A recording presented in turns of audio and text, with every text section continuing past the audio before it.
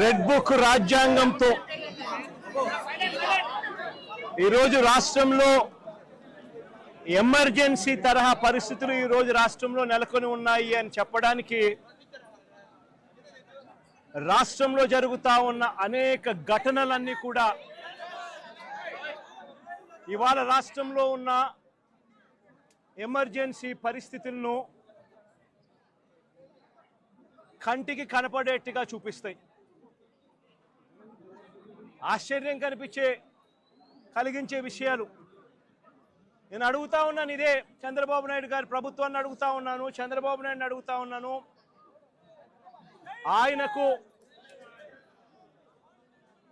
ఆయన అడుగులకు మడుగులెత్తే పోలీసు అధికారులను అడుగుతా ఉన్నాను. ఎందుకయ్యా ఈ ఆంక్షలు పెట్టారు అని అడుగుతా ఉన్నాను. ఎందుకయ్యా ఒక రాజకీయ నాయకుడు తమ పార్టీకి సంబంధించిన వాళ్ళను కలవడం ఏమైనా నేరమా అని అడుగుతా ఉన్నాను. అలా కలవడానికి వస్తే అదేమైనా తప్ప అని అడుగుతా ఉన్నాను.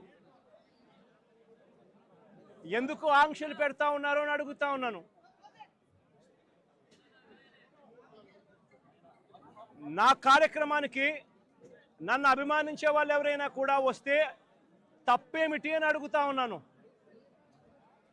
వాళ్ళని రానివ్వకుండా ఏకంగా రోడ్లన్నీ తోవారు.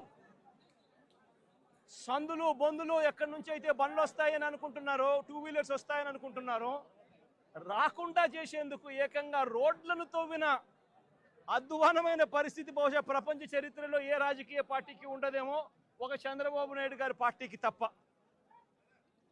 నిజంగా ఒక ప్రతిపక్ష నాయకుడిని చూసి చంద్రబాబు నాయుడు ఇంతగా భయపడతా ఉన్నాడంటే నిజంగా చంద్రబాబు నాయుడు గారు ఎక్కడైనా బావి చూసుకొని దుంకాలి.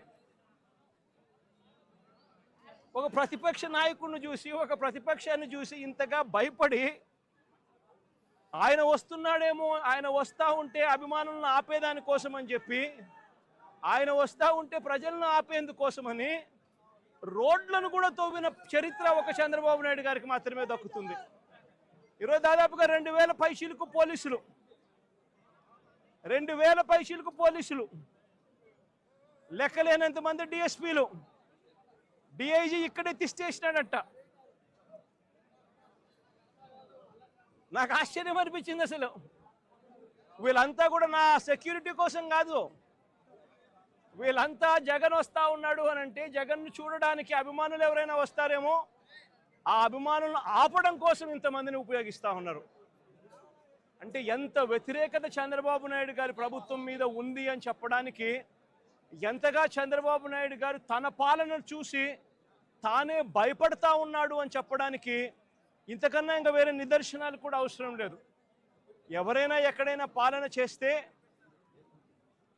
బ్రహ్మాండమైన పాలన అందించి ప్రజల మన్ననలు పొంది ఆ మన్ననలతో ఆశీస్సులతో వచ్చే పాలన చూసి సంతోషపడాలి. కానీ ఇక్కడ అడుగు పెట్టినప్పటి నుంచి, పాలన మొదలైనప్పటి నుంచి సూపర్ 6లు, సూపర్ 7లు అని అంటూ ప్రజలంతా వెన్నుపోటు పొడిచాడు. పాలనంతా అబద్ధాలు, మోసాలతో కూడిన పాలన చేశాడు. వ్యవస్థలన్నీ పూర్తిగా నీరుగారిపోయిన పరిస్థితులు కనిపిస్తూ ఉన్నాయి.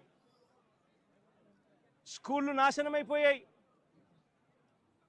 విద్యా దీవెన, వసతి దీవెన అందక 6 క్వార్టర్స్, 6 త్రైమాసికాలు ఫీజులు అందక, విద్యా దీవెన, వసతి దీవెన అందక పిల్లలు చదువులు మానేస్తూ ఉన్న పరిస్థితులు, నాడు నేడు ఆగిపోయిన పరిస్థితులు, గోరుముద్ద అన్నది రోజుకొక మెనూతో పిల్లలకు ఆహ్లాదకరమైన తిండి అప్పట్లో వస్తూ ఉంటే ఈరోజు స్కూళ్ళల్లో తిండి తినాలంటే భయపడే పరిస్థితులకి పిల్లలు వెళ్ళిపోయిన పరిస్థితులు, నాడు నేడు పనులు ఆగిపోయిన పరిస్థితులు, ఇంగ్లీష్ మీడియం గాలి కొదిలేసిన పరిస్థితులు, టోఫుల్ అనేది 3వ తరగతి నుంచి ఒక పీరియడ్ దాకా తీసుకొచ్చిన చరిత్ర